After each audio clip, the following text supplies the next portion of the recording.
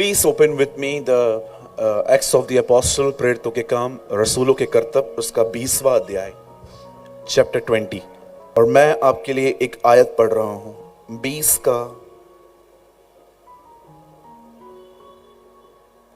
26 और 27। यहां लिखा है, इसीलिए मैं आज के दिन तुमसे गवाही देकर कहता हूं कि मैं सबके लहू से निर्दोष हूं, क्योंकि मैं परमेश्वर के सारे अभिप्राय को तुम्हें पूरी रीति से बताने से न झिझका। इसीलिए अपने और पूरे झुंड की चौकसी करो, जिसे पवित्र आत्मा ने तुम्हें अध्यक्ष ठहराया है, कि तुम परमेश्वर की उस कलीसिया की रखवाली करो जिसे उसने अपने लहू से मोल लिया है। आमीन। ओके, मैं चाहता हूं अब आप सब सामने देखें, जो भी दाएं बाएं जहां पर भी आप बैठे, कृपया सामने देखें। मैं बहुत ही साधारण सी बातें आपको बताना चाहता हूं जो इस कलाम पाक में आई हैं। आज से बहुत साल पहले जब पेंटिकॉस्ट के दिन पवित्र आत्मा चेलों पर उतरा, जब परमेश्वर की सामर्थ उन लोगों पर आई, the Bible says they preach the gospel, उन्होंने सुसमाचार प्रचार किया। उनके सुसमाचार प्रचार करने का परिणाम यह हुआ कि बहुत सारे लोग, अलग अलग लोग यीशु पर विश्वास करने लग गए। और बाइबल बताती है यह झुंड 3000 लोगों का हो गया। लेकिन बाइबल साफ कहती है कि उस झुंड का विरोध हुआ, उस झुंड को मारा गया, सताया गया, जलाया गया, काटा गया, हर तरह की ताड़नाएं उस झुंड को दी गई। और उन दिनों में अगर किसी ने कलीसिया को अधिक सताया तो वो शाऊल था, जो बाद में पौलुस बना। बाइबल बताती है एक दिन जब वो दूसरे लोगों को परेशान करने के लिए एक जगह से दूसरी जगह जा रहा था, तब बाइबल बताती है उसे यीशु ने दर्शन दिया। और कलाम पाक कहता है कि दर्शन देने के बाद जब जीसस लोगों से मिलते थे तो वो उनकी अंधी आंखें खोलते थे।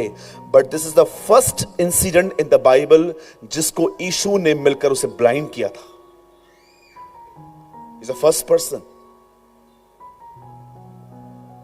और बाइबल बताती है उसके बाद जब प्रभु ने उससे चंगाई दी, उसने निर्णय लिया कि वो अपने जीवन में यीशु का पीछा करेगा, वो उसके पीछे चलेगा। और पीछे चलने के बाद प्रभु का वचन कहता है उसके हाथ से बहुत सारी कलीसियाएं बनी। God established so many churches through Paul. और परमेश्वर का वचन कहता है उसके हाथ से एक और कलीसिया बनी जिसका नाम था इफिसियो। और उसी इफिसियो की जगह पे खड़े होके पॉल उन्हें एक बात कहता है जो मैंने आपके लिए पढ़ी। वो उन्हें कहता है कि मैं तुम्हारे खून से निर्दोष हूं। न्याय के दिन परमेश्वर तुम में से किसी के भी नाश होने का कारण मुझे नहीं बनाएगा। अगर तुम में से कोई भी व्यक्ति नाश हो आगे चल के, तो मैं उसका जिम्मेदार नहीं हूं। क्यों पॉल, क्यों जिम्मेदार नहीं है? उसका एक कारण वो बताता है, मैं इसीलिए निर्दोष हूं क्योंकि मैंने तुम्हें सिर्फ वो नहीं बताया जो तुम्हारे फायदे का था, मैंने तुम्हें संपूर्ण अभिप्राय बताया। जो तुम्हारे लिए सही था वो तुम्हारे लिए मैंने बताया। माय इंग्लिश बाइबल से I preach whole gospel in your midst. मैंने तुम्हें संपूर्ण सुसमाचार बताया है। अभिप्राय को वहां पर सुसमाचार बताया गया। आज का प्रॉब्लम यह है, टीवी चलाओ, यूट्यूब ऑन करो, जो प्रचारक हमारे हिसाब से बात करे उसको प्रचारक चुन लो, और जो हमारे विरुद्ध बात करे, हमारे गुनाह के बारे में बात करे, उसको एक टैग दे दो फॉल्स टीचर का।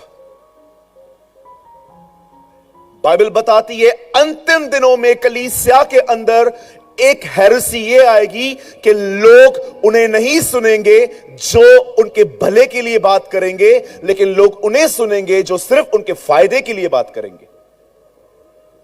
मैंने बहुतों को देखा है, बहुत सारे लोग हैं इन दिनों में, वो सत्य को सुनना ही नहीं चाहते। लेकिन यीशु ने साफ कहा, जो सत्य का है वो मेरी बात सुनता है। अब पढ़ के देखिए, जब यीशु पिलातूस के सामने खड़े हुए तब उन्होंने यही बात उसे कही, जो सत्य का है वो मेरा शब्द सुनता है। याद रखिए, जिस व्यक्ति ने अपने जीवन में यह डिसाइड किया है कि वो बाइबल के कुछ पैसेजेस पे ध्यान नहीं देगा, क्योंकि आज जो मैं पैसेज आपको बताना चाहता हूं वो टोटली इग्नोर किया गया है, रिजेक्ट नहीं किया गया है। याद रखिएगा, रिजेक्शन में और इग्नोर करने में बड़ा फर्क है। रिजेक्ट करने का मतलब होता है मुझे ये नहीं चाहिए, इग्नोर करने का मतलब है हां ठीक है बाद में देखेंगे। बहुतों ने बाइबल के इस पैसेज को रिजेक्ट नहीं किया है, उन्होंने उसे इग्नोर कर दिया है, जो आज मैं आपको बताना चाहता हूं। क्यों? क्योंकि ये उनके ऊपर एक जिम्मेदारी फेंकता है और हम जिम्मेदारी लेना ही नहीं चाहते। हमें लगता है नहीं, ये हमारे लिए है ही नहीं। बिल्कुल आपके लिए है। मैं एक चर्च में था, सुनिए इस चर्च की हालत। मैंने प्रचार किया और वहां के लोगों ने मुझे जानते क्या कहा, भैया ये हमारे लिए थोड़ी ना है, ये तो फिलिपियों को लिखा गया है तो वो उनके लिए है। आजकल कुछ जगहों पर पैसेजेस को इस तरह बांट दिया गया है, ये मेरे लिए नहीं है, ये मेरे लिए नहीं है। और कोई प्रचार करे तो वो कहे कि अपना क्रूस उठाओ मेरे पीछे चलो, ओ ये तो है ही पास्टर के लिए, ये हमारे लिए थोड़ी ना है। पास्टर क्रूस उठाए, हमें तो मजे लेने दो, है ना। मैं चाहता हूं अपनी बाइबल को उठाइए और मेरे पीछे कहिए, इसमें लिखा हुआ हर शब्द मेरे लिए है। यस, आइए जोर से कहिए, इसमें लिखा हुआ हर शब्द मेरे लिए है।